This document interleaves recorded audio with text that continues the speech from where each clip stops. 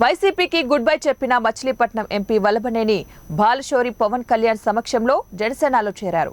ఈ సందర్భంగా పవన్ కళ్యాణ్ మాట్లాడుతూ ఆసక్తికర వ్యాఖ్యలు చేశారు. మంచితనానికి మారుపేరు, నిజాయితీకి నిలువెత్తు నిదర్శనం లాంటి జగన్ మోహన్ రెడ్డి ఆధ్వర్యంలో రాష్ట్ర పాలన సాగుతోందని ఎద్దేవా చేశారు. వారి బాధ వర్ణనాతీతం. ఆయన చాలా బాధపడిపోతున్నారు. ఆయనను అందరూ ఇబ్బంది పెట్టేస్తున్నట్టు, ఆయననొక అర్జునుడులాగా, మేమందరం కౌరవుల్లాగా, ప్రజలే ఆయన ఆయుధాలు అని, ప్రజలే ఆయనకు శ్రీకృష్ణుడు అని మాట్లాడుతుంటే చాలా అసహ్యంగా ఉంటుంది. అర్జునుడు ఆడవాళ్లను రక్షించాడే తప్ప తూలనాడలేదు. జగన్ తనను తాను అర్జునితో పోల్చుకోవడం హాస్యాస్పదంగా ఉంది.